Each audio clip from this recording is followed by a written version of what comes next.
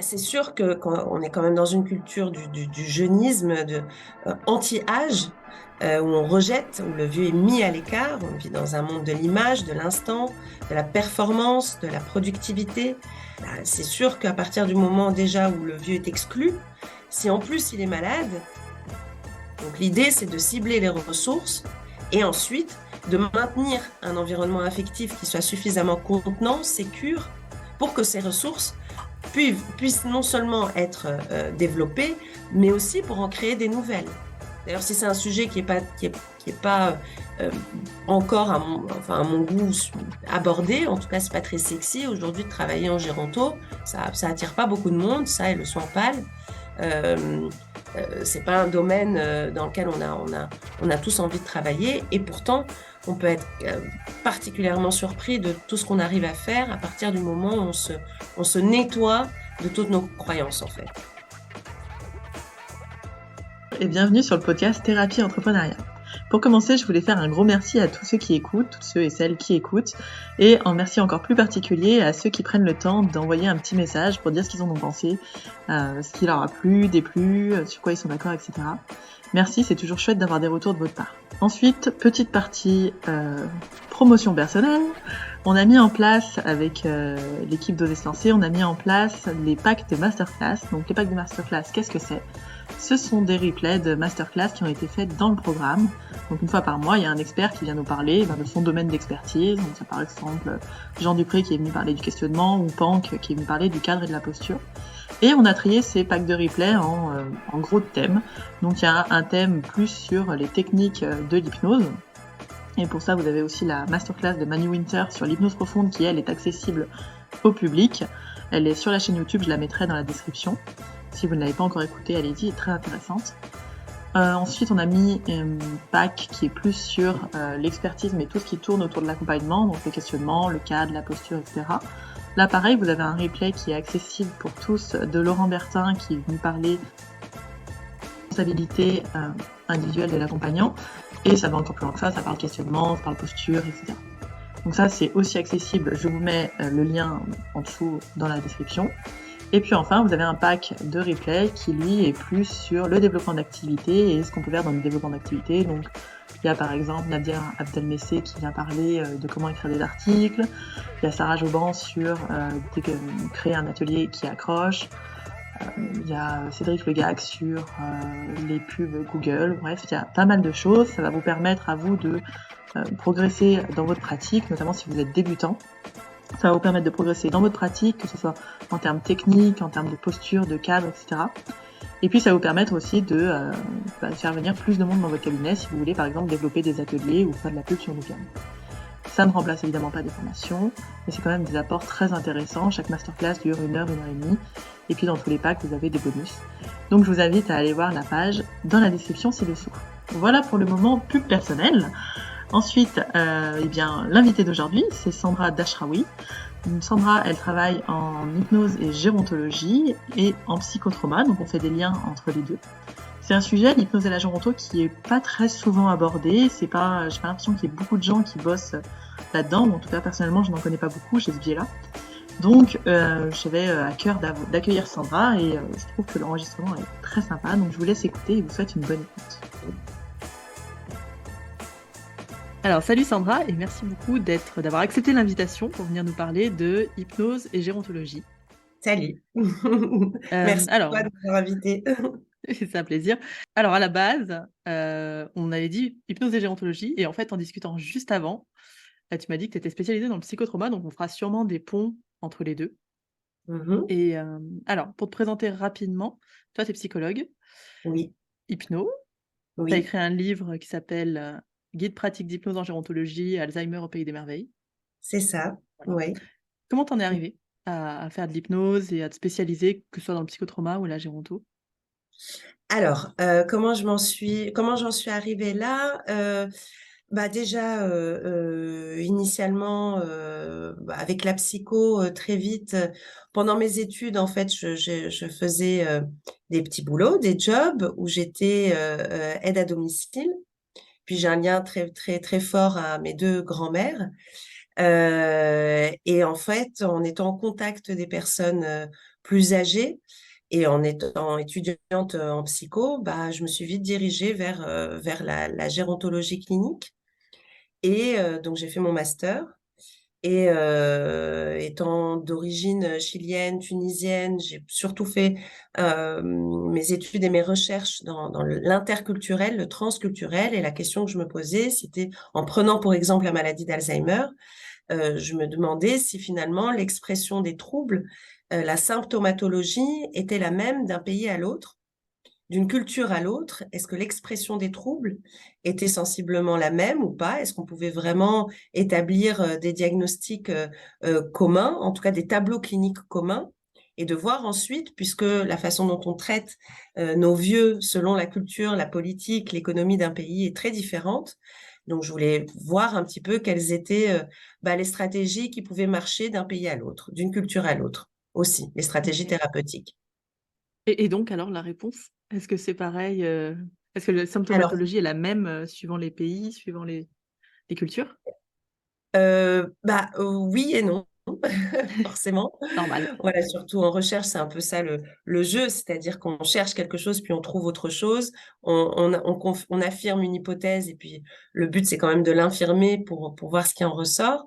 Alors oui, forcément, les diagnostics sont les mêmes, mais au fil des lectures, des rencontres, enfin voilà, pendant ma thèse, je découvrais beaucoup de choses sur d'autres pays. euh, qui me surprenait énormément, qui était très étonnante. Par exemple, en Chine, on pourrait presque dire que à l'époque, ça, je te parle en 2010, 2010-11, on pouvait presque dire que la maladie d'Alzheimer n'existait pas. Parce que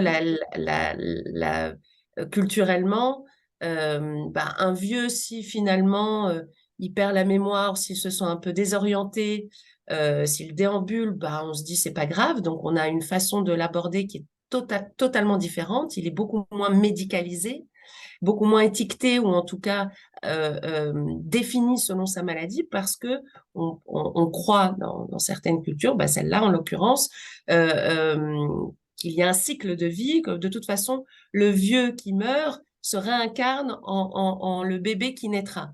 Donc, finalement, il y avait beaucoup moins de stress, d'anxiété qu'on pouvait noter dans l'entourage et dans la façon dont on aborde la maladie. Et donc, forcément, l'expression des troubles est différente.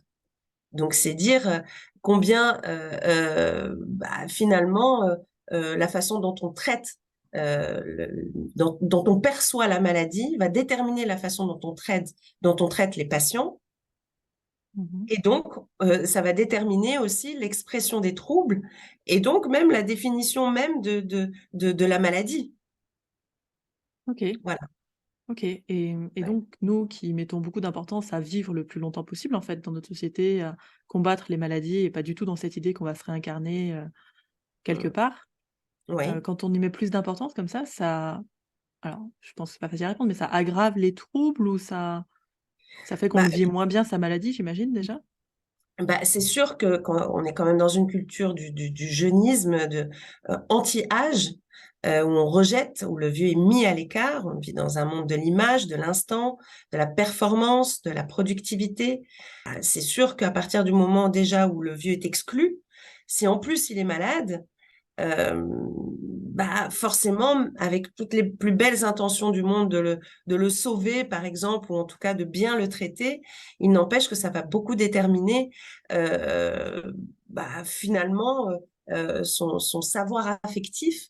Donc Mmh. ça, c'est un des leviers sur lesquels on peut agir, ou en tout cas qu'on peut identifier pour apaiser, parce que le nerf de la guerre dans cette maladie, c'est vraiment l'anxiété. Donc, à partir du moment où l'environnement puise dans le savoir affectif du patient, du sujet, on peut faire de très belles choses et on peut apaiser, en tout cas, l'expression des troubles, oui, OK. clairement. Tu peux définir savoir affectif? Alors, le savoir affectif, c'est un concept qui a été vraiment élaboré, développé par Gérard Le Gouès, un petit peu un des pères de la gérontologie francophone, française, puisqu'il était français, et il expliquait que finalement, le savoir affectif était celui qui pouvait relancer l'intérêt cogitatif d'une personne. Mhm. Et donc, à partir du moment où on lui donne des ancrages finalement positifs et qui viennent puiser dans son savoir-faire affectif, ben, on peut lui faire des choses, en tout cas, on peut faire en sorte qu'il soit plus performant sur le plan cogitatif. Ok. Mais pour ça, voilà, ça demande déjà, si on prend comme exemple la maladie d'Alzheimer, ça demande de déjà bien la définir, de connaître un petit peu l'expression des troubles, en tout cas tels qu'ils sont décrits dans les manuels diagnostiques, dans les critères diagnostiques, et d'être précis aussi dans les troubles, mais aussi dans les ressources que peuvent avoir les personnes. Sauf que on vit dans un monde qui est très médicalisé, dans un monde très cartésien, où on pense que le corps, c'est une vraie machine, c'est mécanique. Donc, tout ce qui peut, tous les relais qui peuvent être pris par le mental ou par l'affect sont un petit peu mis à l'écart. On est dans quelque chose de très dualiste. Donc, dans le monde dans lequel on est, médical, même s'il est très performant, très innovant, on a plutôt tendance à faire l'inventaire de tout ce qui ne va pas chez la personne. Et ce qui passe à la trappe, c'est plutôt les ressources. Donc l'idée, c'est de cibler les ressources et ensuite de maintenir un environnement affectif qui soit suffisamment contenant, sécure, pour que ces ressources puissent non seulement être développées, mais aussi pour en créer des nouvelles, grâce à une Mm. plasticité du cerveau aussi, entre autres. Ouais, c'est vrai on aurait tendance à penser que ça y est, on est une personne âgée, on a une moindre plasticité et donc une neurogénèse moins efficace, quoi, ou un truc comme ça, quoi. C'est ça, c'est-à-dire, par exemple, pour la maladie d'Alzheimer, on dit que c'est une maladie de la mémoire. Mais il Mm. faut savoir qu'on a plusieurs types de mémoire et ce ne sont pas toutes les mémoires qui sont touchées, déjà. Euh, et ensuite, l'oubli, il a plutôt des vertus, hein. T'imagines, si au fur et à mesure du temps qui passe, j'enregistre toutes les informations que je perçois, je suis saturée. Donc, j'ai besoin Mhm. d'oublier. Donc là encore, c'est une question de perception. Donc l'oubli, bien sûr, va faire que l'amnésie va faire que la personne se déconnecte en quelque sorte de son monde, elle est dans sa transe, et l'idée, c'est de la rejoindre dans sa transe et de voir dans quoi elle est performante, elle reste performante même dans ses oublis. Mhm. Donc c'est pas de la faire sortir de sa transe, l'idée, on est bien d'accord. Pas du tout, c'est de la rejoindre dans sa transe. Donc c'est de se synchroniser. Ok. Et surtout se débarrasser de tout un tas de projections, de présupposés qui enferment déjà la personne dans la maladie et qui la définissent uniquement selon ses troubles. Donc, c'est d'aller à la rencontre vraiment de l'autre, en sortant des étiquettes diagnostiques Ok. Donc d'un côté, réductrices. Mm. quand même avoir une base, de savoir les symptômes, quand on veut travailler là-dessus, de connaître les symptômes, voilà, quand tu parlais des manuels diagnostiques, de connaître quand même la maladie, de Oui, savoir comment elle agit, sur quel type de mémoire, tout en oui, s'enfermant pas là-dedans et en mettant en fait, comme d'habitude, de toute façon, le client patient en premier et de le oui, rejoindre tout d'abord absolument. plutôt que de vouloir lui remettre une espèce de réalité qui serait la nôtre en face, quoi. Exactement. Donc là, on parle de troubles de la mémoire, mais tous les troubles cognitifs qui vont définir finalement ce qu'on appelle la démence, Mhm. les atteintes corticales ou corticales, ou enfin bon, très neurologiques. Puis sachant qu'en plus, c'est une maladie où jusqu'à la mort, jusqu'à l'autopsie, la maladie n'est que probable ou très probable. C'est-à-dire jusqu'à présent, on peut dresser un tableau clinique, évidemment, mais il y a encore beaucoup de médecins qui sont très frileux à l'idée d'annoncer un diagnostic d'Alzheimer. Ils vont plutôt parler de maladie de la mémoire ou de maladie dégénérative, en ciblant où se trouve la lésion dans le cortex, pour ensuite dire de quel type, quelle est l'allure, ou en tout cas quel est le profil de la personne, en tout cas en termes pathologiques, en termes neurodégénératifs. Et donc, nous, je pense que notre job, en tant que thérapeute, et l'hypnose est un sacré outil pour ça, c'est de mettre en lumière aussi où sont les performances, où sont les ressources de la personne et de la pousser à s'investir. Et pour ça, il faut absolument une alliance thérapeutique. Et pour ça, c'est la synchro. Et pour ça, c'est aussi se débarrasser de certaines croyances chez le thérapeute qui sont hyper limitantes. Parce que d'un coup, d'ailleurs, si c'est un sujet qui est pas encore à mon goût abordé. En tout cas, c'est pas très sexy aujourd'hui de travailler en géronto. Ça attire pas beaucoup de monde, ça et le soin pâle. Euh, c'est pas un domaine dans lequel on a tous envie de travailler. Et pourtant, on peut être particulièrement surpris de tout ce qu'on arrive à faire à partir du moment où on se nettoie de toutes nos croyances, en fait. Tu as un exemple de croyance comme ça que tu as pu entendre, qui serait hyper limitante chez le thérapeute? Il est psy. Ce Ouais. patient-là est psy. Par exemple, on peut entendre des choses sur la bipolarité, sur le fait que la personne soit schizophrène ou psychotique, qu'en hypnose, ça peut être dangereux, par exemple. Je ne vois pas en quoi ça pourrait être dangereux. Euh, enfin, le dangereux, c'est-à-dire au pire, je pourrais rien faire pour lui. Et de toute façon, l'autre décide s'il veut se connecter ou pas à ce que tu lui proposes aussi. Mmh. On n'a pas on n'a ni une arme à feu entre les mains, ni de baguette magique. Donc, ouais, ça fait partie des croyances limitantes, ou tout simplement, qu'est-ce que tu veux faire comme protocole avec quelqu'un qui perd la mémoire et qui n'arrive pas à se concentrer sur ce que tu lui dis? Quel genre de changement, quel objectif veux-tu déterminer si déjà il comprend pas ce que tu lui racontes? C'est à toi de comprendre ce qu'il te raconte déjà. Mmh. Ouais, c'est vrai que j'avais posé des questions sur le groupe que j'ai. J'avais dit que j'allais Ouais, faire un podcast, avec toi sur ce thème-là et j'avais dit: «Quelles seraient vous, vos questions?» Quoi et c'est vrai que c'est plutôt revenu comment, travailler quand, il y a pas de capacité de concentration ou voilà. Croyance numéro une, pas de capacité de concentration. voilà. Ouais, et quand il n'y a pas quoi? Et après il y avait sur, dans une démence, qu'est-ce qu'on peut travailler finalement? En gros, on peut rien faire, pour eux. Hem, Ouais. la difficulté de mettre en place des objectifs aussi. Alors là, ça parle peut-être du rapport à la mort, du fait que, il y a pas vraiment de temps, donc c'est difficile de se projeter sur du futur, des Ouais, choses comme c'est ça. faux. Ouais, comme on va tous mourir, on n'a qu'à tous ne plus se projeter, et puis voilà. L'instant présent dans le pouvoir du moment C'est présent, ça, et puis écartelé c'est tout le bien, temps. voilà. Et puis c'est suffisant. Il n'empêche que c'est quand même ça, hein, on est là-dedans quand même, on est dans le présent et dans la rencontre à l'autre.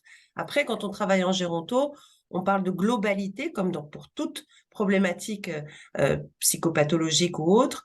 C'est-à-dire, la globalité, c'est quoi? C'est les personnes aussi qui gravitent autour de la personne qui souffre de telle ou telle maladie. OK, Et donc tu les bosses avec les personnes, familles, donc les familles, ouais, aussi bien les familles, les les aidants. proches, que Ouais. les aidants, donc les proches aidants ou les aidants professionnels, mais aussi Mmh. les institutions dans lesquelles on soigne les personnes qui sont dépendantes. Mais voilà, déjà, il y a plein d'injonctions un peu qui nous limitent. D'abord, on a du mal à parler de vieux, hein, c'est mal vu, alors qu'il faut appeler un chat, c'est un vieux, une personne âgée, il faut préciser de combien elle est âgée, personne âgée de combien. C'est un peu condescendant. Enfin, quand on parle enfin, de mon point de vue, quand on parle d'EHPAD, établissement d'hébergement pour personnes âgées dépendantes. Alors, personne âgée de combien? Dépendante par rapport à quoi? Par rapport à quelle grille? Donc là, on a des grilles qui s'appellent les GIR, dépendance de 1 à 6. Ce sont que des outils qui nous enferment, en fait. On Mmh. normalise. Et donc, d'entrée de jeu, évidemment, on parle d'hypnose, de changement, de projection, de monde imaginaire, de solutions imaginaires pour justement suggérer des choses, pour transformer une idée en acte. Mais si déjà ton idée, elle est complètement barrée, c'est-à-dire fermé, où tout est limité, évidemment que tu peux rien faire. Alors qu'en fait, ça reste des personnes qui ont un tas de savoir et la capacité de concentration. Il y a ce qu'on appelle cette variabilité interindividuelle où le matin, la personne est tout à fait lucide et dans les 5 minutes qui suivent, elle te ghost, elle te reconnaît plus du tout. Donc, capacité de concentration, il faut savoir à quel moment de la journée. Donc, si à partir de là, c'est très variable, tout est possible alors. Donc tu peux mettre des rendez-vous en fonction un peu de l'heure Enfin, de comment elle peut se concentrer ou Non, parce comment que tu je pense gères que ça? finalement, la personne, et puis les personnes qui travaillent en EHPAD, par exemple, ou qui travaillent en géronto, gériatrie de façon générale, savent très bien qu'il y a une reconnaissance. Au bout d'un moment, dans un EHPAD, les résidents savent très bien, si tu y travailles, savent très bien où te trouver quand ils ont besoin de toi. Donc, ça veut dire qu'ils ont enregistré l'architecture du lieu déjà. Mhm. Ils savent très bien où déambuler, ils savent très bien quoi fuir. Ils savent très bien exprimer leurs émotions, leur mécontentement quand ça ne va pas. Et aussi tisser un lien et donc un ancrage affectif, émotionnel avec toi, même s'ils ne savent plus du tout comment tu t'appelles ou ce que tu leur as dit la dernière fois. Donc, tout dépend, puisque l'hypnose, moi, je pense que c'est plusieurs choses, mais déjà, c'est une capacité de concentration. Bah, il faut pouvoir fonctionner en entonnoir et trouver la porte d'entrée pour que la personne s'intéresse déjà à ce que tu lui racontes. Et pour ça, la synchro, c'est un sacré outil. Mm. Mm. Ok. C'est marrant parce que c'est du coup un outil qui est vachement remis en question parfois, la Ah oui? synchro. Ouais, ouais, ouais, sur ouais, ça sert à rien, c'est des conneries, vaut mieux être avec l'autre que faire attention à sa synchro. Bah, être avec l'autre, c'est faire attention à sa synchro, non? Je sais pas. C'est le postulat que si tu fais attention à ta synchro, t'es plus sur toi que sur l'autre. Bah, ma synchro, elle naît d'où? Elle naît de l'autre. Sinon, je Oui, me synchronise pas avec un mur, je me synchronise avec la personne qui est en face de moi. Donc, je suis d'accord. voilà. Donc, finalement, ma synchro, je me concentre. Faut pas que je m'oublie non plus.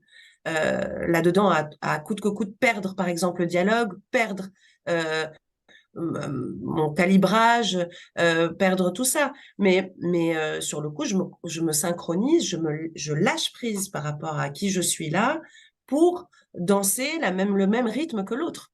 Mhm. Ok, donc ça c'est un outil pour toi hyper important avec les personnes Ah âgées. oui, Ouais, ah bah oui.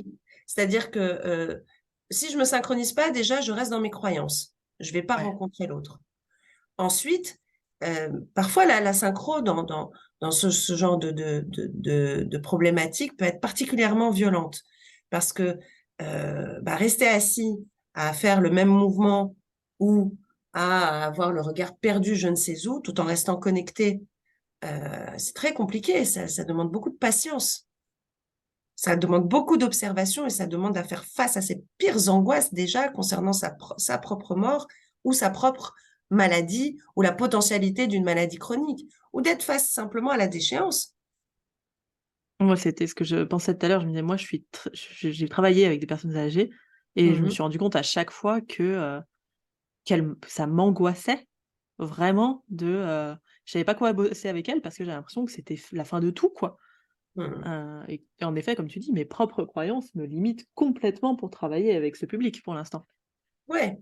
Et pourtant, voilà, c'est la fin de tout et en même temps, ce sont de sacrés warriors, ces personnes qui sont déracinées de leur environnement, qui sont isolées, exclues dans des nouvelles micro-sociétés où, à part, enfin, qui fait la loi, la maladie et l'anxiété, avec tout le stress et le burn-out des soignants, l'impuissance des aidants, enfin, c'est pas très rose, alors qu'en fait, si on change un peu de point de vue, on se rend compte qu'ils sont d'une résilience hors norme, et qui sont des encyclopédies de, de, de tout un tas de choses, chacun à leur échelle, dans leur vie, Mhm. et qui sont quand même pas mal à modéliser. Ouais, c'est ce que tu appelais aussi les ressources qu'ils ont en eux, Bah, c'est les ça, capacités, résilience, etc. oui. Et puis, tout passe aussi par le geste, par la tendresse, par l'affection. Et en fin de compte, se synchroniser, bah, c'est aller à la rencontre, mais c'est aussi aimer l'autre. Donc exit le Oui, thérapeute qui est totalement neutre et qui n'a pas de ressenti dans la séance. oui, oui, neutre. Mon cul. On peut, voilà, c'est franchement neutre de quoi? Neutralité bienveillante, ok, mais c'est aussi un gage d'amour et d'engagement. Alors, faut définir ce que c'est qu'aimer, mais c'est le tolérer déjà tel qu'il est Ouais. et lui donner la possibilité de s'exprimer comme il a envie. La maladie d'Alzheimer, c'est comme un exercice de liberté. Ils prennent la liberté d'être qui ils veulent et de dire ce qu'ils veulent et de se comporter comme ils veulent. Mhm. Maintenant, il y a aussi l'angoisse qui bouffe, parce que l'angoisse, elle vient filtrer tout ça. Donc, il s'agit de la... L'hypnose, du coup, ça devient un outil particulièrement anxiolytique. Mm. Ok. Donc tu travailles spécifiquement l'angoisse, par exemple, avec des personnes C'est ou ça. de démence ou maladie Alzheimer d'ailleurs. C'est ça. Sur l'angoisse, sur donc l'apaisement, sur des souvenirs, sur l'ancrage, sur l'utilisation, sur ce qu'on appelle les spirales sensorielles, par exemple, mais sur des points de ce qu'on appelle le pôle perceptivo-moteur, c'est-à-dire qu'on revient à des choses très essentielles, très archaïques, comme la vue, le toucher, le mouvement, tout simplement. Alors on peut se dire, bah oui, mais quand t'es vieux, tu vois plus. Non, c'est pas vrai, tu vois, t'entends plus. Bah oui, d'accord, à moins que t'aies une surdité totale. Il entend, hein, il entend comme il veut des fois aussi, hein, si tu l'intéresses. Et le mouvement, bah le mouvement, il est là, à moins qu'on soit à un stade super avancé et que la personne n'est plus là.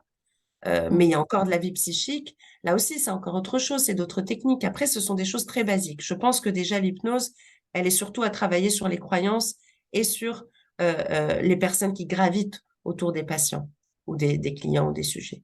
Mm. Ok. Ça, c'est... En fait, tu rencontres toute la famille. Comment ça se passe concrètement?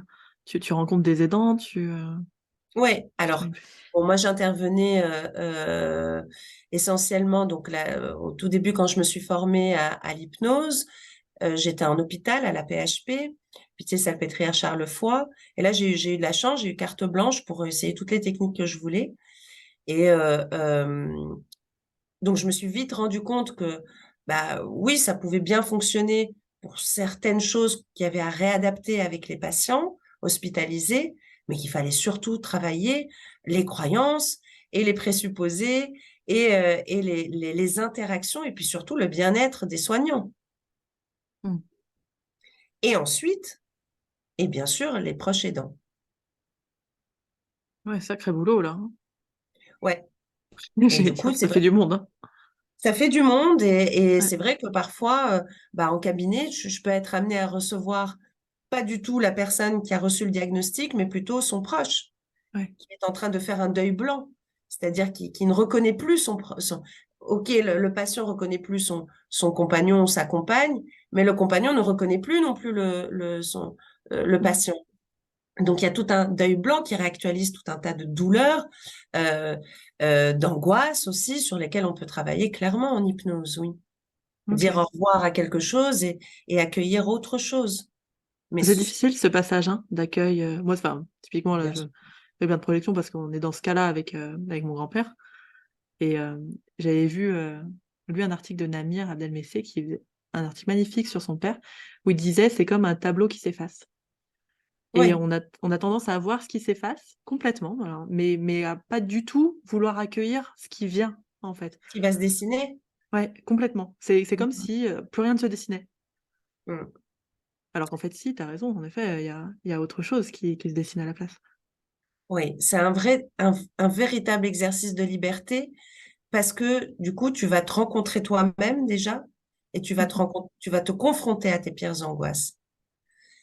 Et en même temps, tu vas te sentir apaisé par la façon dont l'autre est en train de les gérer, en fait. Alors, ça plaît pas à l'œil parce que, bon, voilà, quand tu vas au supermarché, t'as que des trucs anti-vieux. Mais si ça avait été valorisé, peut-être que t'aurais plus envie de devenir vieux, de vite devenir vieille, tu vois. Ah Mm. bah complètement. Si nos croyances étaient complètement différentes de la mort, il n'y a rien après, et être vieux, c'est la déchéance et la dépendance, je suis sûre que ce serait peut-être beaucoup plus sympathique de se dire c'est la sagesse, c'est pouvoir prendre soin aussi de ses enfants, de ses petits-enfants. Mm. Absolument, Ok, donc absolument. dans les petites questions que j'avais, donc tu as répondu à pas mal de choses sur le fait de mettre comment est-ce qu'on mettait en place le rapport, etc. Il y avait une question qu'on m'avait posée et que j'avais trouvée intéressante, et c'était qu'en est-il du consentement chez une personne désorientée dont la demande vient de l'entourage? Ah bah, faut pas s'inquiéter, elle t'enverra paître si elle a pas envie. Bah, très bien. Bah oui, parce qu'encore une fois, Oui, consentement en de effet. quoi? Comme si j'allais... là, on parle de consentement dans le psychotrauma, dans les violences sexuelles, comme Mm. si j'avais une arme, moi, dans les mains. J'ai rien du tout. Si elle veut pas, c'est à toi de trouver la porte d'entrée. tu vas pas non plus euh, l'hypnotiser pour lui voler sa carte bleue. Enfin, c'est quoi l'idée, tu vois? Ouais. Oui, c'est vrai que du coup, ça sous-entendrait que T'as pas le besoin présupposé derrière, d'hypnose. c'est que c'est complètement dangereux, quoi. Bah oui. En fait, c'est pas ça. C'est plutôt, est-ce que moi, je consens à rejoindre la transe de l'autre en face de moi en tant que Ouais, thérapeute? c'est une bonne question, ça. Et je crois qu'il y a beaucoup de fuites enfin, dans le fait de rejoindre ou pas les trans. Le fait bien Ouais. sûr, parce que c'est l'étranger, c'est étrange. Mm. Donc ça peut vite être menaçant et dangereux. Alors qu'en fait, sécurité, elle est dans ta tête. On n'est pas sur, je sais pas moi, dans, dans, dans un pays, dans un endroit en guerre ou je sais Mhm. pas. Voilà. Donc le consentement, je, je- c'est, c'est, c'est obsolète en géronto. Ok. Est-ce que pour toi, il y a des espèces de choses à ne pas faire ou de points à ne pas toucher, de choses, de points sensibles auxquels faire attention en gérontologie Bah oui, je pense que c'est vraiment une question de rythme, c'est de pas brusquer Ok. et de surtout pas être condescendant, parce qu'on parle de droit, de liberté, de dignité. Euh, de pas croire que quand on a une personne qui fait 3 fois ton âge ou 4 fois ou 2 fois ton âge, euh, bah, du respect, c'est aussi ne pas prétendre savoir qui elle est parce qu'elle a telle ou telle maladie.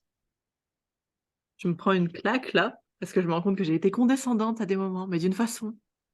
Ah ouais, de toute façon, elle entend rien, c'est bon, je peux pas travailler, quoi. Ouais, J'ai mais sorti ça des c'est trucs comme ça. ouais, mais c'est pas grave, c'est au Ah mais non, moins c'est pas grave, non, mais... c'est l'aveu de la frustration, de l'impuissance et donc de l'envie Ouais. d'aider aussi, hein, de sauver peut-être aussi. Mais parce que Mhm. ça, c'est la frustration face à une toute-puissance qui est pas possible là parce qu'elle n'est pas située au bon endroit. Mais et c'est hyper énervant, ça met en colère. La colère, finalement c'est un sacré mécanisme de défense aussi. Enfin, on la ressent et toute émotion est parfaitement légitime. Elle n'a pas à être jugée. Et aussi, elle signifie finalement que je peux changer quelque chose. Si je m'accroche à de la colère, c'est un peu comme du déni. Mettons, par exemple, il m'est arrivé un accident. D'accord? Mhm. C'est un accident.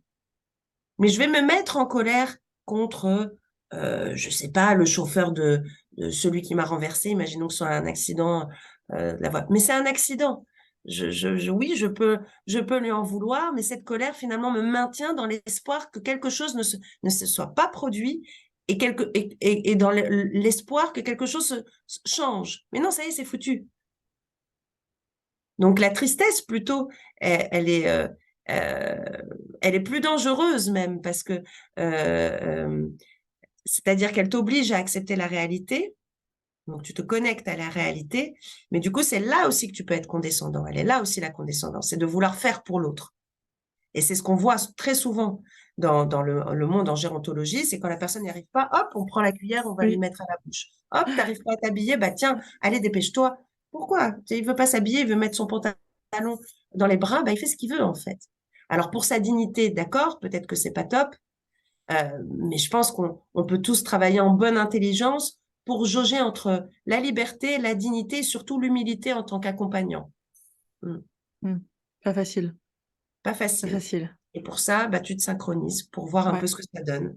Bah, si tu es comme ça toute la journée, assis sur ta chaise à observer le temps qui passe, ah bah, il y a pas mal de choses qui vont se réajuster en termes de priorisation, de choses importantes dans ta vie, quoi. Mm. Ok. Tu me disais tout à l'heure que tu faisais pas mal de ponts, toi, entre ta pratique dans la gérontologie et le psychotrauma. Oui, absolument. Euh, En fait, pour moi, ça a toujours été une clinique sensiblement, euh, comment dire, similaire. D'ailleurs, j'ai participé à un autre bouquin qui s'appelle Redevenir papillon. C'est sur la boxe thérapie. Et donc, il y a l'hypnothérapie, il y a la boxe thérapie, il y a tout un tas de thérapies. Et là, c'est une amie collègue qui a écrit ce bouquin et qui explique comment finalement elle est partie puiser dans ses ressources pour faire face au trauma des violences qu'elle a subies. Et en fin de compte, c'est un peu la même chose en géronto. C'est-à-dire que je vais puiser dans mes ressources pour faire face au choc, à l'incrédulité que je peux ressentir face à une annonce diagnostique. Mhm. Qui peut être Alors, il y a traumatique en fait. l'annonce, mais aussi la maladie. Hmm. L'annonce peut être, enfin l'annonce, la maladie peut être traumatique, un événement traumatique en soi, quoi.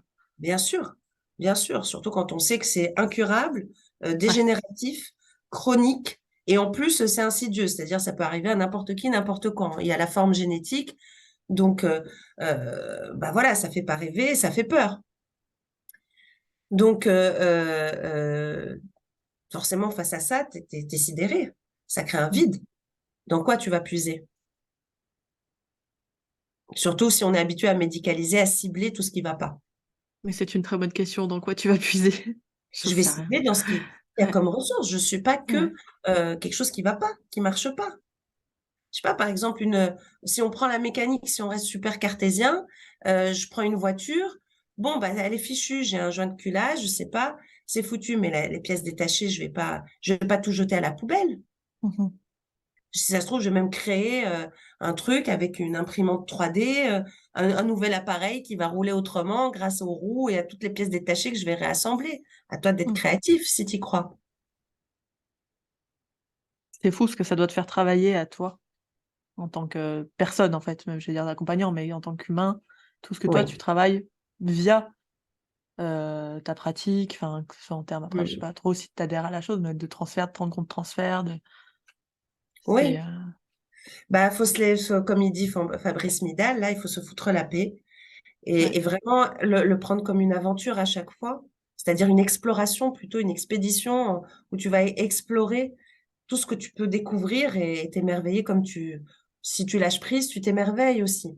Mais il y a Mm. une phrase que euh, Martial van der Linden disait, en tout cas, il en a dit plein et ça, il m'a beaucoup inspiré. C'est un peu le père de la neuropsychologie francophone aussi, il est belge, suisse. Et il est décédé il y a pas très longtemps. C'est lui qui a normalisé la plupart des tests en neuropsychologie pour faire des tests, des diagnostics, des aides au diagnostic de démence type Alzheimer ou apparentée. Et Mhm. il disait finalement, si on veut accompagner un vieux qui souffre de pathologies neurodégénératives, il faut déjà lui redonner un sens à sa vie, qui se réapproprie qui il est, se réapproprier soi-même. Et c'est exactement ce qui se passe après un trauma, après le vide psychique que peut créer la sidération, cette dissociation qu'on peut ressentir après un gros choc. L'idée, c'est de se rassembler à cause du morcellement que ça peut créer, où tout vole en éclats, donc se réunifier et de se réapproprier qui l'on est, d'aller à la découverte. C'est pas de redevenir qui on était, mais c'est de composer avec ça. C'est ça, faire un deuil.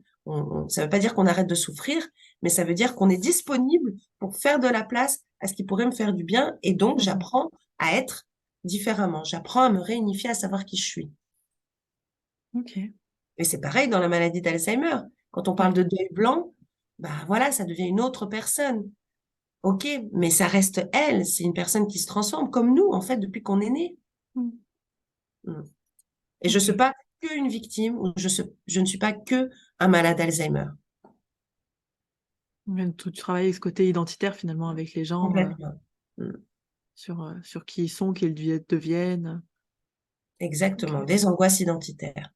À part, bien sûr, l'angoisse de mort, les angoisses d'abandon, justement du fait qu'on est catégorisé, si on est victime ou malade, Alzheimer, de rejet, de jugement.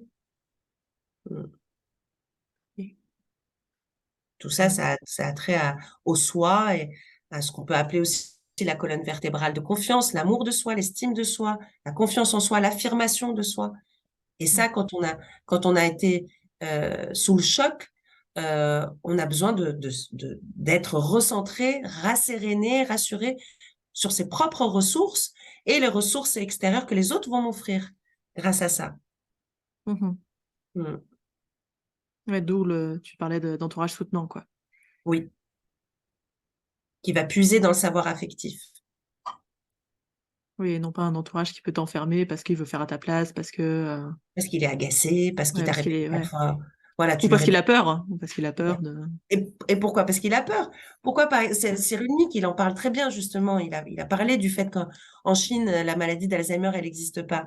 Quand tu demandes euh, ton proche qui a reçu le diagnostic Alzheimer, tu lui demandes quelle heure il est. Non, il te demande plutôt. Il te demande quelle heure il est. Tu lui réponds une fois. Il te redemande 2 minutes après quelle heure est-il. Il te redemande 3 minutes après quelle heure il est. Bon, pas t'en as marre. Mais tu te dis, bon, il est malade, le pauvre. C'est pas Mm. grave. Mais en fond, tu peux pas filtrer, à moins d'être un Superman de la gestion de tes émotions, tu t'énerves. Parce qu'en fait, pourquoi tu t'énerves? Parce que tu te dis, la colère, là encore, te donne l'espoir d'un changement. Or, Mm. ça te frustre. Tu sais qu'au fond, il n'y a pas de changement possible. Donc, tu as peur, parce que l'inconnu, c'est quoi? C'est-à-dire, c'est même pas la mort, parce que ça va être dégénératif. Donc, on va jusqu'où? Dans la déchéance, si c'est ça que je projette, puisque je parle de quelque chose de dégénératif. Par contre, si je me dis qu'en fait, il va mourir, il va se réincarner, je m'en fous, moi, qui me demande 4 fois qui me pose 4 fois la même question, c'est pas grave. Je répondrai Mm. comme un enfant qui va me demander 4 fois ou 5 fois pourquoi la Lune, tu vois, qui découvre le monde. Ouais. C'est marrant que tu Mais parles un des enfant, enfants c'est pas là. grave. Un enfant, ça me dérange pas, puisque c'est un Bah oui. enfant, je sais qu'il va grandir, donc l'inconnu est beaucoup moins anxiogène pour moi. Je sais que ça va Mm. s'arrêter. C'est marrant que tu parles des enfants là. J'avais vu un reportage il y a pas longtemps sur Colette, l'écrivaine. Ouais. Elle disait qu'à la fin de sa vie, elle avait beaucoup parlé de son enfance. Mhm. Et j'ai vu plusieurs choses après écrites là-dessus sur le fait que quand on arrivait à une fin de vie ou plus vieux, et ben on revenait beaucoup à l'enfance. Et Mhm. je me demandais à un moment si c'était des pistes aussi de travail, ça, de pouvoir travailler sur des souvenirs qu'on a d'enfance, sur des choses comme ça, les choses qui nous plaisaient. Des pistes de travail de tolérance, surtout, ouais. Ouais. Et d'imagination, de scénario, un enfant qui a un ami imaginaire, c'est pas grave. Un vieux qui a un ami imaginaire, il est psychotique. Mm. Il a Alzheimer. C'est plus flippant chez un vieux, pourquoi? Mm. Bon, alors bien sûr, ce qui est flippant, c'est quand il y a une mise en danger. C'est ça qui fait peur. Mais on est, euh, on est pétri de peur. Justement, moi, mon fils, quand il parle de son papa qui est hypno, ou de sa maman, quand il parle de son papa, il dit, mon papa, il fait de l'hypnose pour enlever les peurs. Et ma maman, elle fait de l'hypnose pour soigner le cœur. Bah, c'est Ah, ça. c'est mignon! Oui. Donc, et c'est ça, en fait. C'est-à-dire que, bah, il s'agit de dépasser ses peurs ou en faire une force aussi Mm. et de le voir comme un signal d'alerte qui protège, mais, et de le dépasser, c'est-à-dire de ne pas se pétrifier comme si c'était un instinct de survie ultime, même s'il nous protège. Euh, euh, Parce que, par exemple, tu connais le principe de quand tu étais face à une menace, euh, où tu fuis, où tu Mm. luttes, où tu te pétrifies, tu t'immobilises. Et le fait de s'immobiliser, si j'étais une petite fourmi face à un lion, par exemple, qui avance droit sur moi, je vais pas fuir parce que je suis pas bête, il va me rattraper. Je vais pas lutter parce que pareil, il va me dévorer. Donc je fais la morte. Comme ça, il passe Mm. vite son chemin. Donc et là, ça m'a protégée. Mais si je m'arrête à ça et que je reste immobile, bah là, je meurs. Si je fais la morte et que je bouge plus, je meurs. Ouais. Donc, il s'agit de l'entendre, de respecter la valeur, la fonction de cette peur qui m'a protégée et d'en faire ensuite quelque chose, de la transformer. Mm. Ouais, je Mm. lisais ça dans le bouquin là j'ai un doute sur le nom, mais Peter Levine, je crois. Réveiller le tigre, ou je sais plus quoi, je sais plus Oui, ce c'est c'est. ça, oui, bah d'ailleurs, oui, Ouais. exact, je l'ai là devant moi, réveiller le Et, tigre, ouais. et j'avais Ouais. trouvé ça génial, ce truc de oui, mais les animaux, en fait, après, ils rebougent, ils se resservent de leur corps. Il faut remettre du mouvement après un traumatisme. Et c'est vrai qu'on a tendance à oublier le corps. Ouais, Et encore plus, j'imagine, complètement. chez les personnes âgées, puisque le corps est dégénérescent, donc à la Bah, trappe, quoi. en général, c'est la première, le toucher, l'ancrage va être essentiel, mais là encore, c'est-à-dire sans condescendance. Tu sais, c'est comme quand on va voir une personne en fauteuil roulant, on va dire, oh, ça va, ma petite mamie, mais laisse-moi tranquille, moi, j'ai pas envie, moi, qu'à l'âge de 80 ans, on vienne me toucher par l'épaule, Mm. en plus par derrière, sans même que je sache qui est en train de me toucher et qui me considère un peu comme un bébé. C'est pour ça, là aussi, il y a un dosage. C'est-à-dire que le toucher va permettre d'ancrer, de faciliter un dialogue à partir du moment où l'autre y consent. Ok. Mm. Bon. Est-ce que tu avais d'autres choses à nous dire sur l'accompagnement en géronto, par l'hypnose Bah, je pense que c'est valable pour beaucoup de choses, mais en tout cas, moi, c'est ce que j'apprends aussi tous les jours, c'est que ça demande aussi un véritable travail sur soi, clairement. Et d'interroger en permanence tes croyances. C'est-à-dire, tu peux avoir une, euh, comment on appelle ça, une technique, des stratégies auxquelles tu fais appel très souvent parce que tu dis, ah, tiens, c'est cette problématique, donc ça appartient à telle catégorie, donc tiens, je vais essayer telle stratégie. Mais même comme ça, c'est vraiment de se libérer quand même de tout ça, de faire table rase, de qui tu es, Mhm. de, de certaines de tes valeurs aussi parfois, d'être dans le non-jugement et voilà, c'est un engagement et je pense que c'est vraiment un acte d'amour. Bon. Chouette phrase, on va finir là-dessus. Merci beaucoup, Sandra. Bon, avec plaisir, merci à toi et à la prochaine. Ouais, avec plaisir. Merci et bonne continuation à tous les hypnos. Encore merci, Sandra, du temps que tu as pris pour nous. J'ai trouvé vraiment que c'était hyper intéressant et beaucoup de remises en question pour moi.